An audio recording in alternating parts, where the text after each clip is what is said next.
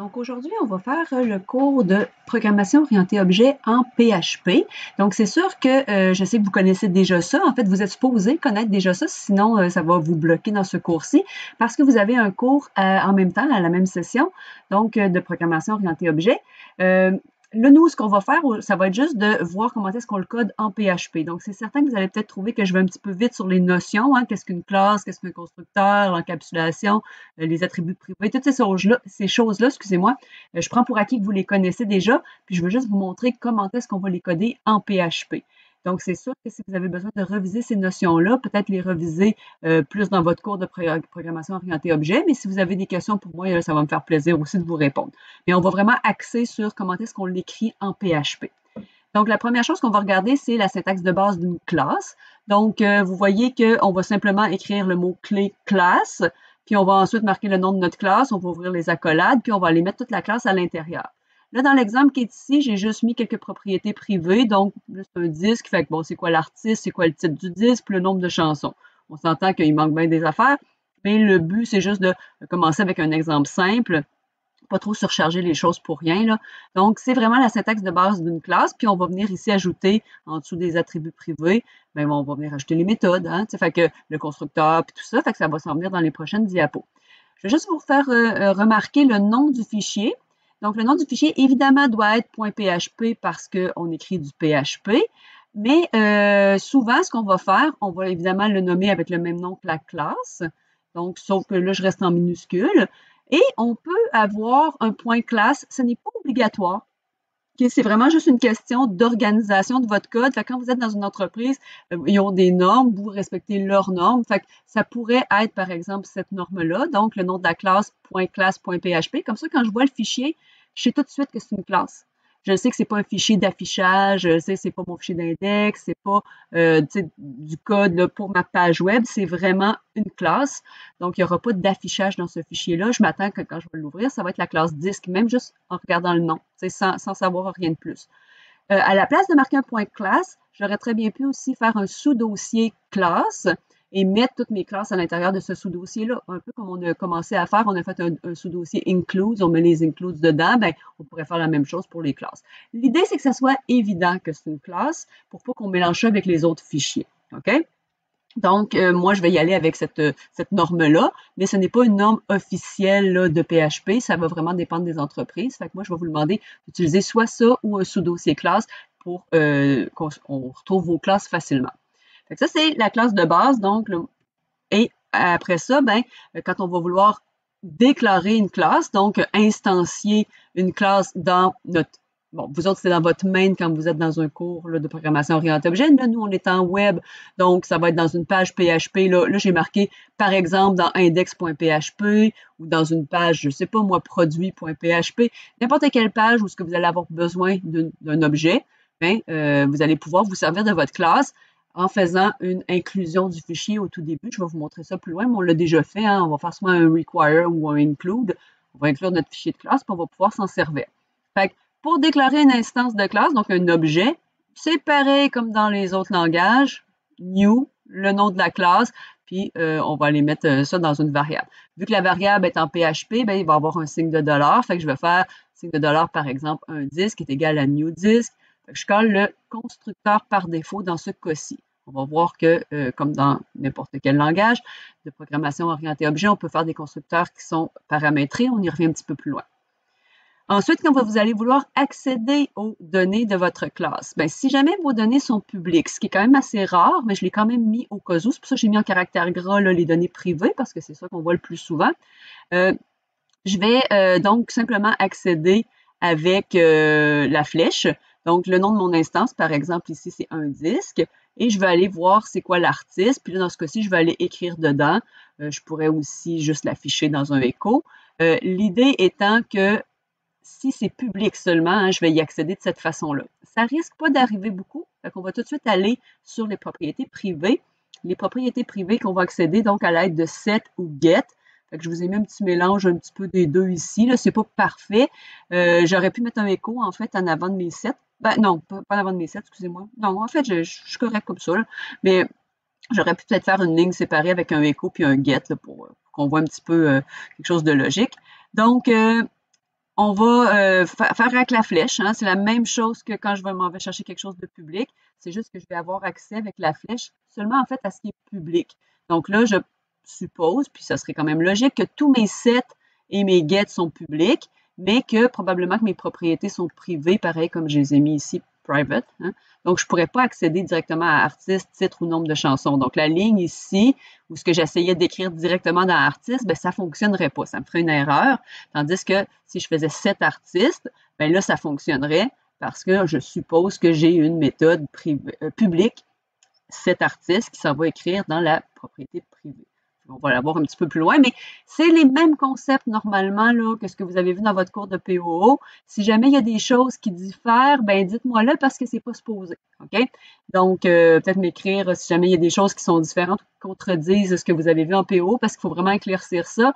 On est supposé vous envoyer le même message. Là. Donc, si jamais je contredis des choses, faites-le moi savoir pour qu'on puisse réaligner le tir. Là. Donc, on va la plupart du temps, dans notre cas, donc utiliser des sets pour écrire et quand on va aller lire la variable, soit pour l'afficher ou quoi que ce soit, ben, on va aller faire un get. OK?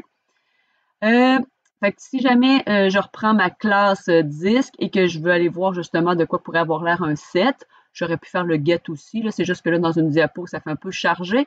Fait que j'ai une fonction. Hein, on a une fonction publique.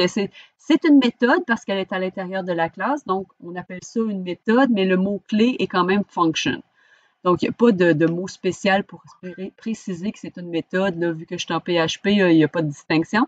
Mais c'est une méthode parce que c'est une fonction d'une classe. Okay? Ça, c'est juste une nomenclature. C'est juste question d'appeler les choses avec les bons noms. Fait que j'ai fait ici donc une méthode set nombre de chansons qui va recevoir un paramètre, la quantité, et qui va aller le mettre, dans ce cas-ci, dans ma propriété privée nombre de chansons. Et j'utilise le this, pareil comme vous avez appris dans votre cours de PO, encore une fois, sauf que j'ai la flèche. Hein, c'est tout le temps la flèche à la place du point. Là. La plupart des langages utilisent le point. PHP est un petit peu différent pour ça. Il utilise la flèche. Sinon, c'est quand même, ça se ressemble. Okay? C'est sûr que en PHP, on n'a pas les valeurs de retour d'indiquer ici. Tu sais, ça dépend des signatures de fonctions ne sont pas toujours pareilles. Il faut s'habituer un petit peu au langage PHP. Mais ça devrait quand même coller avec ce que vous avez appris là, dans votre cours de PO. Donc, ça, c'est un exemple. J'aurais pu faire un get.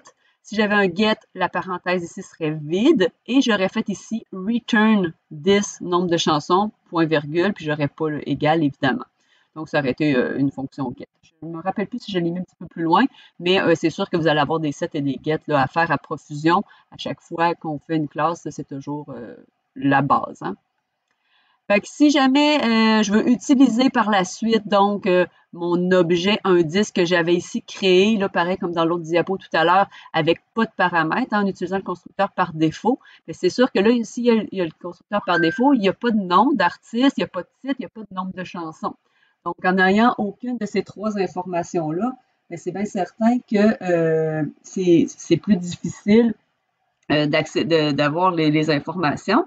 Donc, on va pas plus difficile, mais en fait, on les a pas par défaut, excusez-moi.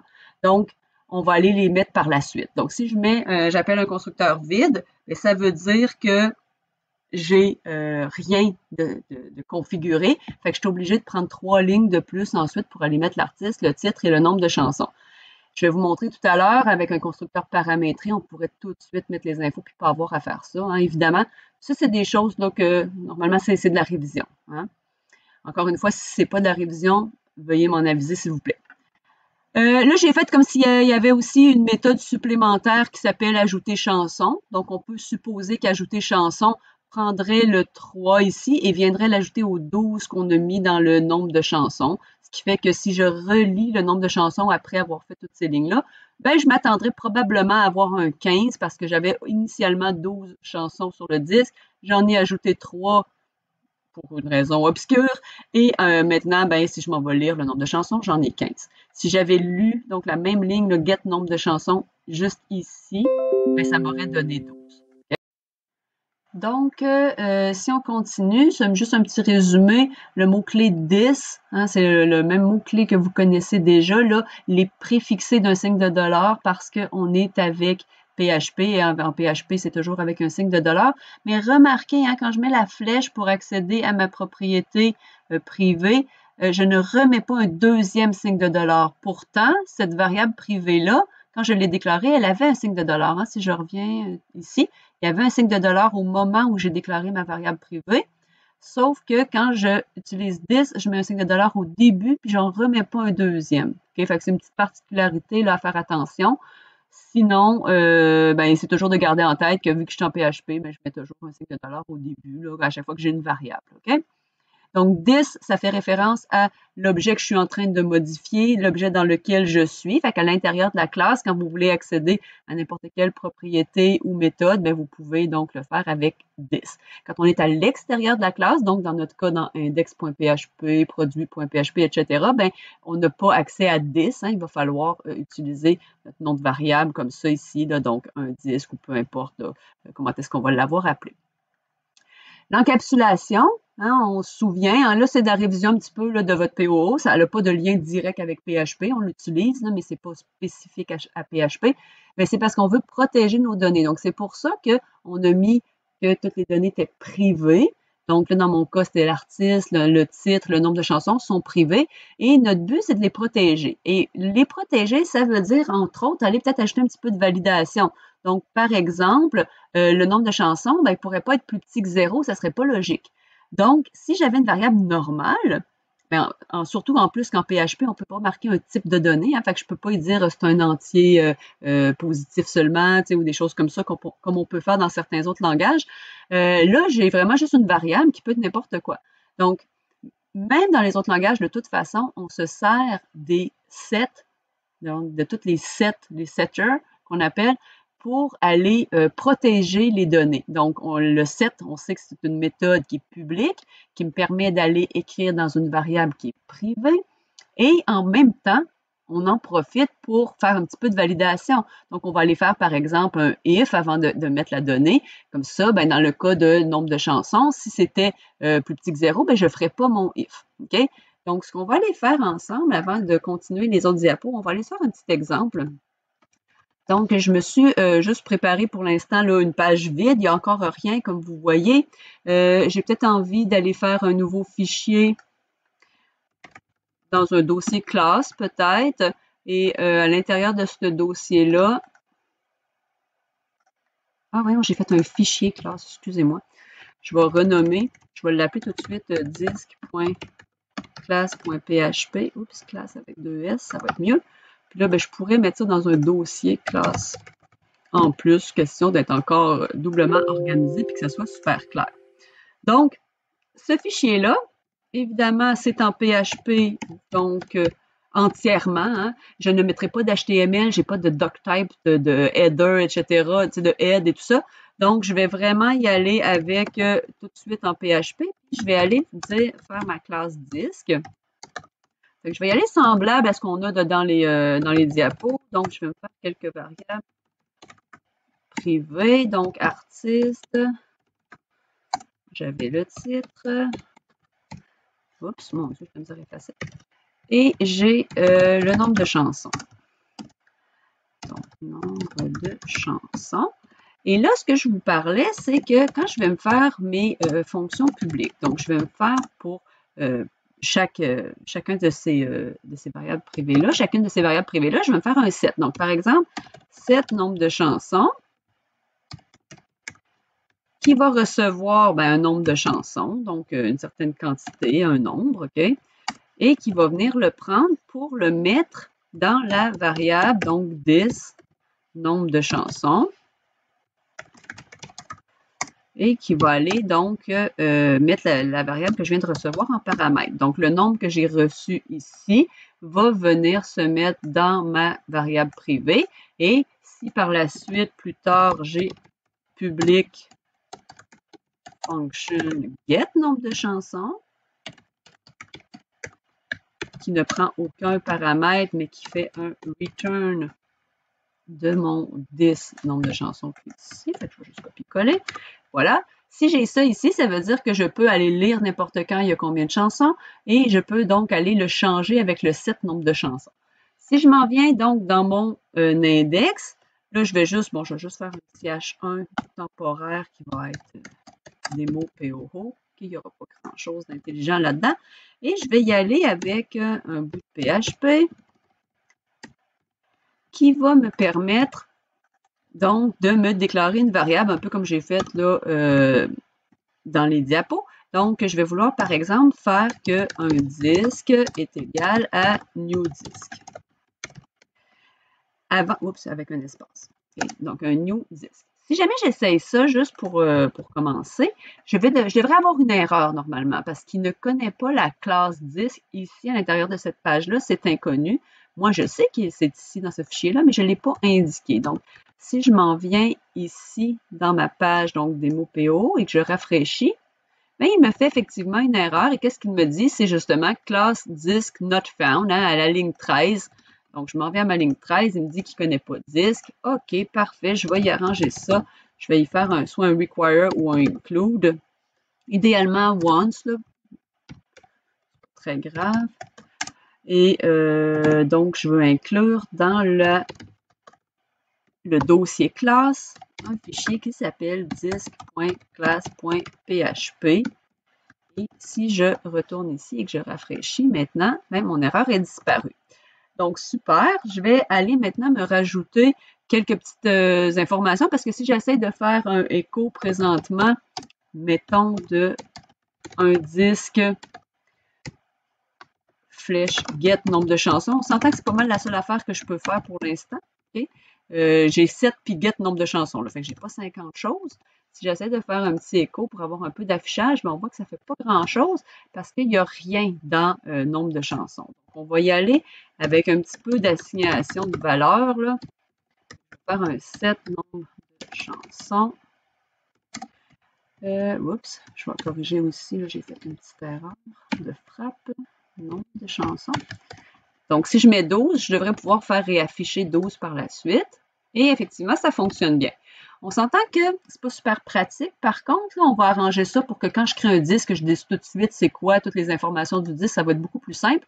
Mais là, ce que je veux vous montrer, c'est que si ici, je mets -7, bien, il va me laisser faire. Donc, si je rafraîchis, bien, c'est correct, hein? -7 nombre de chansons, il n'y a pas de problème. Le logiciel ne peut pas deviner que c'est pas logique. OK? Donc, c'est à nous de venir faire ici, ta minute là. Quand j'écris le nombre de chansons, quand je reçois le chiffre -7 ici, bien, si c'est pas bon, fait que je vais faire si le nombre que j'ai reçu est plus petit que 0 ou est plus petit ou égal à 0 parce que ça se peut peut-être pas. Aussi un disque avec juste 0 chanson, hein, fait qu'on peut peut-être y aller avec quelque chose comme ça. Bien ici, je voudrais faire, tu sais, erreur, là. OK? Là, c'est sûr qu'il va me falloir que j'écrive ça correctement, mais l'idée, c'est il y a une erreur. OK? S'il n'y a pas d'erreur, donc else, ben c'est beau, viens mettre la valeur à l'intérieur de nombre de chansons, mais seulement s'il n'y a pas eu d'erreur. Faire un if-else ici, ça fonctionnerait évidemment, sauf que ce n'est pas l'idéal. OK? Fait que ce que je pourrais faire, là, mettons, je vais juste y aller comme ça, là, juste temporairement, puis là, je ferai un else. Puis là, dans mon else, je viendrai faire l'assignation. C'est super important, par contre, que c'est vraiment un ou l'autre, hein, que ça ne fera pas les deux en même temps. Donc, c'est pour ça que j'ai fait un if-else. Ce qui fait que si je me réessaye ici avec mon -7, bien là, il me fait une erreur. Et si j'essaie avec quelque chose de plus logique, comme mon 12 de tantôt ou 11, peu importe, bien là, ça fonctionne. T'sais, fait qu'on voit que je suis capable quand même de maîtriser ça un peu. Mais de faire un écho-erreur dans une classe, ce n'est pas une bonne pratique. OK, on ne fait jamais ça, c'est mal.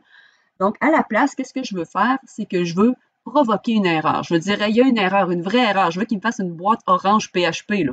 Je veux pas qu'il me fasse un petit truc cute, là, tu sais, juste erreur. Et d'ailleurs, en passant, on ne fait jamais de écho à l'intérieur d'une classe, OK? Là, écho parce qu'on est en PHP, mais jamais d'affichage à l'intérieur d'une classe. Donc, ça veut dire que faites attention, là, quand vous écrivez vos classes, vous ne devriez pas avoir le mot écho nulle part, OK? Et là, si je retourne dans mes diapos, un tout petit peu plus loin, je vous ai mis justement qu'est-ce qu'il faut faire dans le cas où je veux déclencher vraiment une erreur. Et on voit que j'ai la commande ici, trigger error, qui va donc me permettre de faire ça. Puis ensuite, je vais pouvoir rajouter un return. Fait que je vais y aller avec trigger error et on voit ici qu'il me l'offre justement là avec l'intelligence. Et j'ai deux paramètres que je peux passer. Il y en a un qui est obligatoire, que je suis obligée de passer une string, donc c'est mon message d'erreur. Et de façon facultative, je peux passer quel type d'erreur. Donc, si je sais c'est quel type d'erreur, je peux aller le préciser. Là, je vais y aller simplement avec, ici, mettons, le nombre de chansons doit être supérieur à 0. Hein, quelque chose comme ça fait bien du bon sens. Et quand j'ai un trigger erreur, ça fait complètement arrêter le programme. Donc, normalement, c'est le genre de choses qu'on ne mettra donc pas un else pour la suite parce qu'il va avoir, là, puis vous le voyez dans ma diapo aussi, là, je fais même un return. Donc, je peux y aller avec un return à rien, juste pour être sûr que ça sort puis que ça arrête. Donc, on va voir ça souvent comme ça.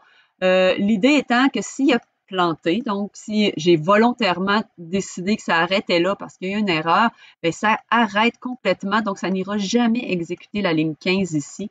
Fait que j'ai pas besoin de la mettre dans un else. OK? Fait que c'est vraiment juste une question de syntaxe. Vous pouvez le mettre dans un else quand même aussi, c'est pas la fin du monde, là. OK? C'est juste pour vous montrer un petit peu là, de qu'est-ce qui est possible. Fait qu'ici, donc, quand j'ai 11, c'est toujours fonctionnel. Et là, si j'essaye avec, par exemple, moins 11, je reviens ici. Et là, je vais avoir vraiment une vraie erreur PHP que je ne peux pas manquer. Hein, puis le message que j'ai marqué, moi, ben, il est ici. Okay? Le nombre de chansons doit être supérieur à 0. Évidemment, notre but, ça ne sera pas de faire afficher ça, mais notre but, c'est de faire que notre classe, elle est autosuffisante. Donc, si quelqu'un qui essaye d'utiliser notre classe, donc mettons que la personne qui code l'index n'est pas la même personne qui a codé la classe disque, puis que moi, j'ai codé ma classe disque super parfaitement en ayant prévu tous les cas possibles. Tu sais, je vais faire la même chose pour artiste. Si l'artiste est vide, ça se peut pas. Le titre non plus. Tu peux pas me donner un nom de chanson qui est une string vide. Je vais tout aller avoir prévu mes cas d'erreur possibles. Donc, moi, je sais que ma classe, elle est blindée, elle est autosuffisante. Et là, quand n'importe qui de mes collègues ou peu importe va essayer de l'utiliser, s'il fait des niaiseries, puis qu'il a oublié, lui, de valider qu'il fallait un chiffre positif, bien, ça va y péter d'en face. On s'entend que le but du message d'erreur orange, là, c'est pour le programmeur. C'est pas pour que l'utilisateur voit ça parce que c'est heureux quand on veut pas ça dans notre page web. C'est que si on fait notre site web comme du monde, on devrait avoir prévu que ça s'affichera jamais. Donc, c'est dans Index, ici, qu'avant d'envoyer un chiffre, comme ça dans un set par exemple ou dans un constructeur, on va aller valider est-ce que le chiffre est supérieur à 0? Oui, OK, je vais créer un disque. Mais si tu essaies de me créer un disque avec un nombre de chansons inférieur à 0, bien, je ne vais pas te le laisser faire. Donc, probablement que toute la création du disque va être dans un if. Hein? Ou va être, s'il n'y a pas d'erreur, c'est beau, on crée un disque. Fait que, c'est un petit peu en lien avec la validation que vous avez faite avant la relâche. T'sais, on ne passe pas à la page suivante tant qu'il y a des erreurs dans la page. Bien là, c'est un peu la même chose. C'est je ne crée pas un disque tant qu'il y a des erreurs dans les informations du disque. Donc, je vais faire des ifs. Je vais aller vérifier que tout ce que j'ai reçu probablement d'un formulaire de création, ça a tout du bon sens. Si ça a tout du bon sens, je vais prendre les infos, je vais créer un disque. Donc, ça oblige le programmeur à faire sa validation avant d'utiliser la classe disque. Puis la classe disque, elle va juste comme il faire des erreurs bien agressantes d'en face si jamais il oublie. Fait que c'est ça le but de la chose. Ici, dans Index, je pourrais faire des erreurs cute pour l'utilisateur, puis mettre ça en rouge dans un petit coin à côté de la case du formulaire, c'est vraiment comme on a appris là, au début de la session. Mais le but de la classe, c'est pas d'être cute. Le but de la classe, c'est de se protéger, d'empêcher de créer un objet qui n'aurait pas de bon sens. Donc, si je reviens ici, là, je vais juste reculer un petit peu. Donc, on avait donc l'encapsulation pour protéger. Hein, on ne peut pas mettre le nombre de chansons plus petit que 0. On ne pourrait pas, comme j'ai dit aussi, mettre un artiste ou un titre vide. Donc, c'est vraiment là, c'est ça la job de l'encapsulation. Et on pourrait faire aussi que si jamais il n'y a pas de nombre de chansons, bien, on le met égal à 0 en attendant. C'est sûr que, ou à 1 en attendant. Mettre une valeur plausible en attendant, ça c'est possible de faire ça dans un constructeur par défaut. Okay? Là, je vais avancer un petit peu sur le constructeur. Bon, les méthodes, c'est correct, c'est rien de nouveau, là. C'est juste qu'on n'a pas juste des get puis des set. Hein. Vous pouvez faire n'importe quelle autre méthode, il n'y a pas de problème.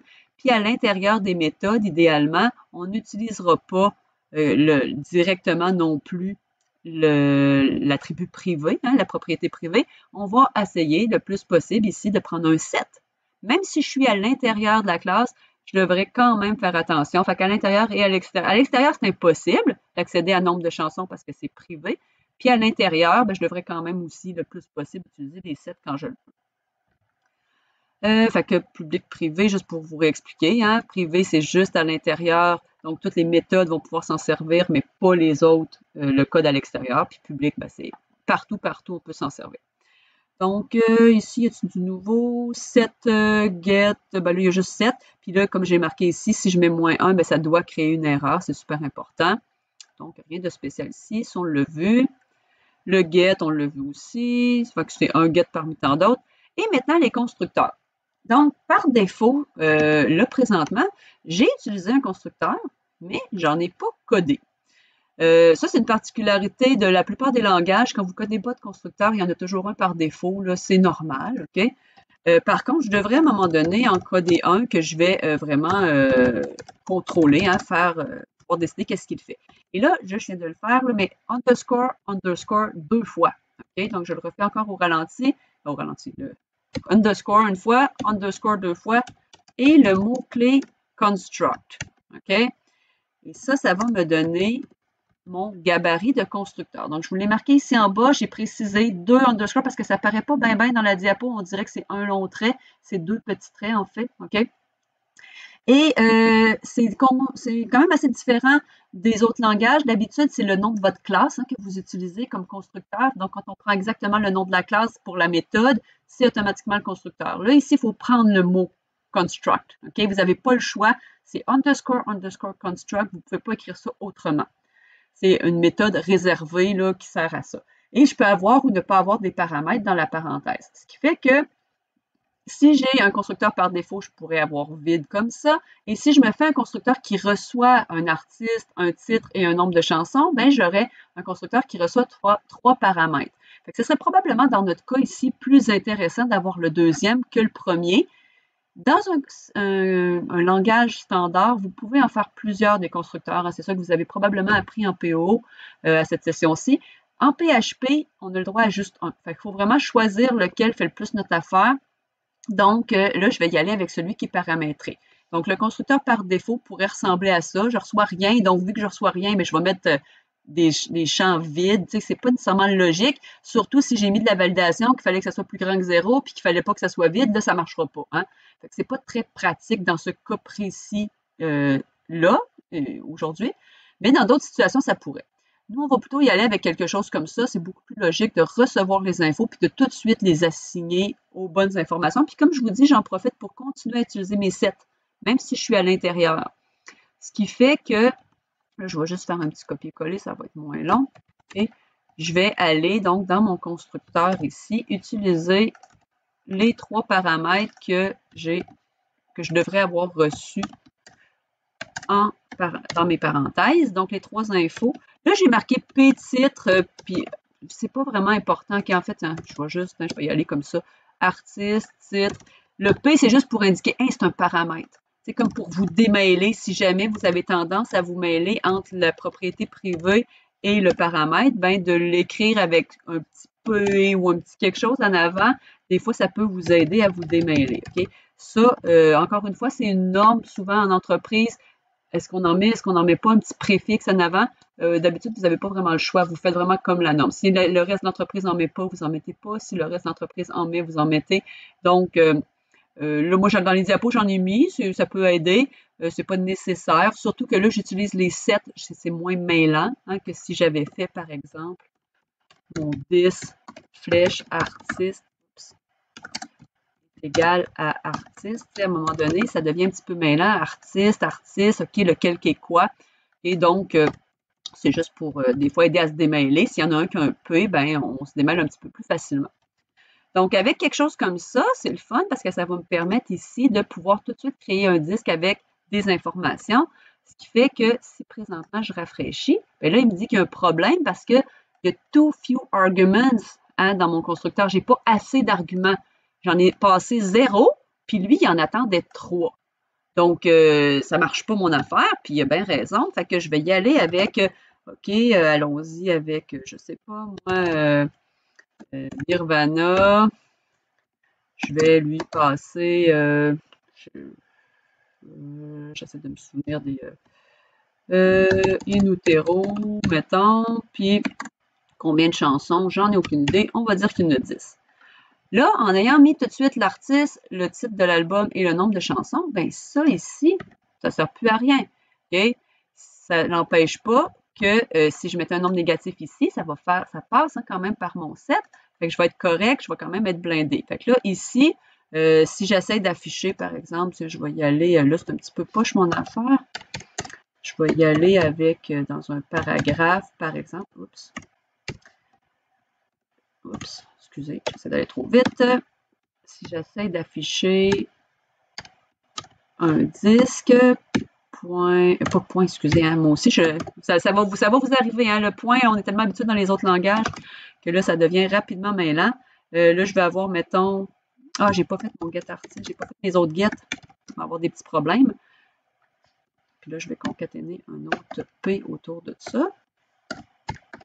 Là, évidemment, il va me faire une erreur comme quoi la méthode getArtist n'existe pas. Je vais aussi aller arranger ça un peu là, parce que j'ai quand même pas le droit de faire des échos de même n'importe comment.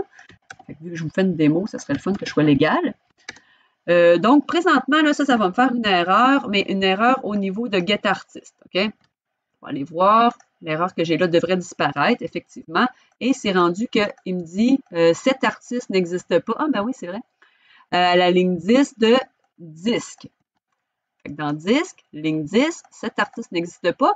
Quand je vais avoir réglé mon problème, cet titre n'existe pas, je ne les ai pas faites. Hein? J'ai juste fait le 7 nombre de chansons. Là, c'est sûr que, bon, je vais essayer de raccourcir un petit peu les choses. Je vais les faire sans validation là, pour qu'on gagne un petit peu de temps.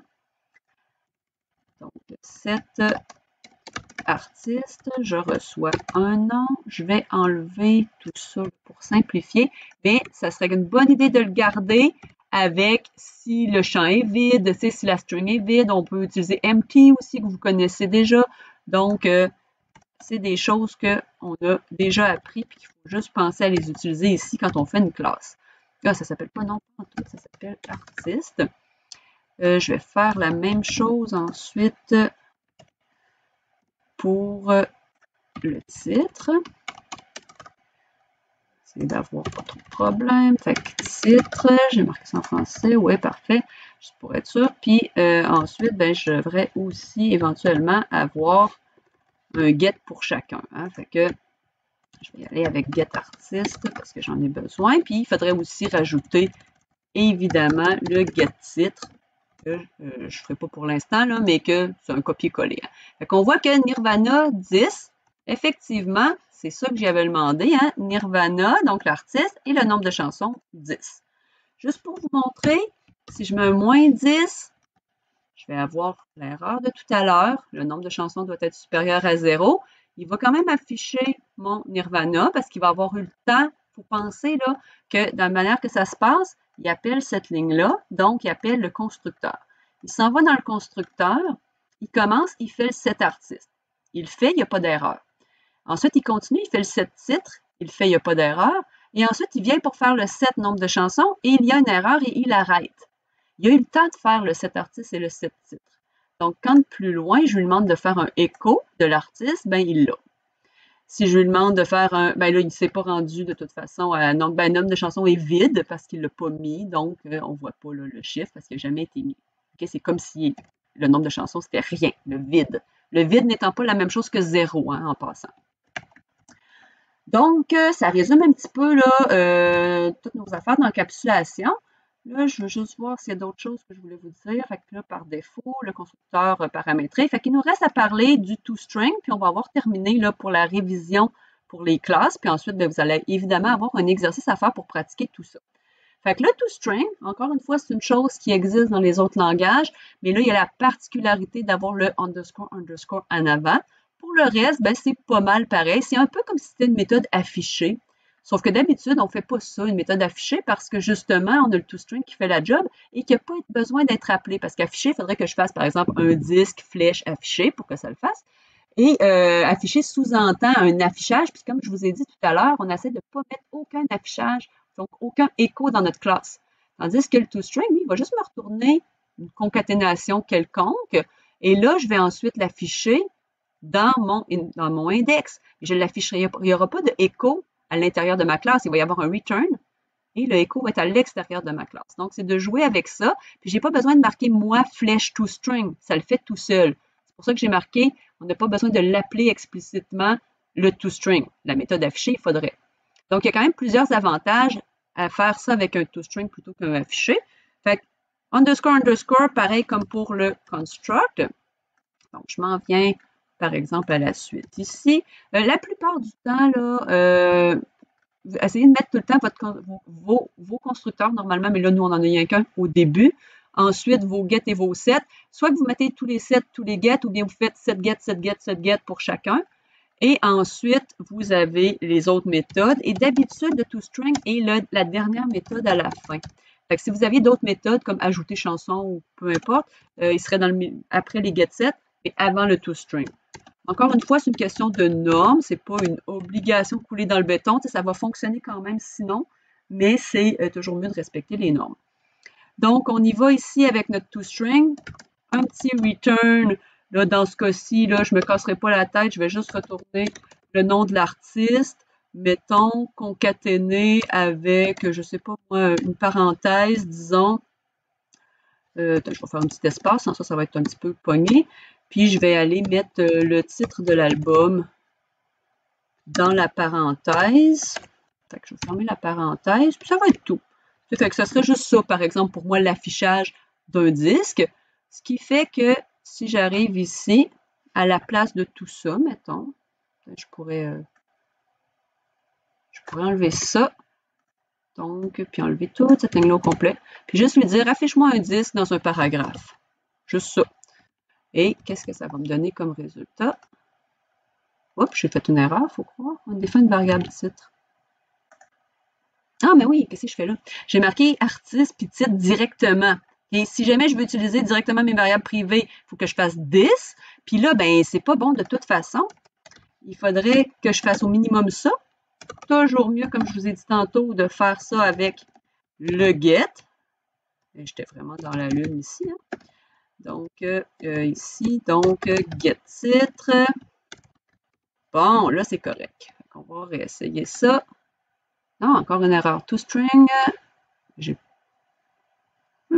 plutôt bizarre, j'ai pas fait erreur. Qu'est-ce que j'ai fait?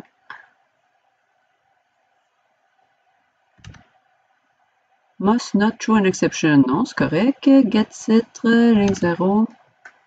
Ah, ok, encore une fois, excusez-moi, j'ai lu trop vite. Je n'ai pas fait mon get titre tantôt. Hein? Ça m'apprendra à tourner les coins ronds. Le fait que j'ai pas mon get titre, ben, ça fait que automatiquement, toString lance une exception parce qu'il ne trouve pas get titre, fait que ça fait un problème. Et le toString n'est pas capable de se compléter. Fait que là, j'ai corrigé. Bon, on va finir par y arriver. Fait que Nirvana in utero. Simplement, ok, je répète, là, c'est juste parce que j'avais fait des petits oublis, je n'avais pas codé ça. Et ici, simplement, en faisant un écho de un disque, il va automatiquement le mettre dans le format que j'ai indiqué dans mon toString. Je n'ai pas à marquer toString ailleurs qu'à l'intérieur de ma classe. Ça va le retourner dans ce format-là. Ça m'a permis d'éviter de mettre des échos dans ma classe, super important. Fait qu'ici, ben, je peux le mettre dans un paragraphe, je peux le mettre dans d'autres choses si je veux. OK? Fait que ça peut servir là, à un premier affichage d'un objet. Évidemment, vous allez avoir souvent besoin d'aller chercher un disque flèche get artist pour le mettre dans un span ou dans quelque chose, un disque flèche nombre de chansons pour le mettre ailleurs. Le toString vous sert juste comme de premier affichage de base simple, mais ça ne vous empêchera pas d'être obligé à un moment donné d'aller faire des get pour afficher individuellement chacune de vos propriétés privées, évidemment. Fait que ça fait pas mal le tour là, de ce que je voulais qu'on résume pour la syntaxe en PHP en ce qui a trait à la programmation orientée objet. Fait que beaucoup de similitudes avec ce que vous connaissez, mais il faut juste faire attention à la syntaxe qui est particulière. Puis, ben, vous avez évidemment un exercice pour pratiquer tout ça. Fait que bonne fin de semaine!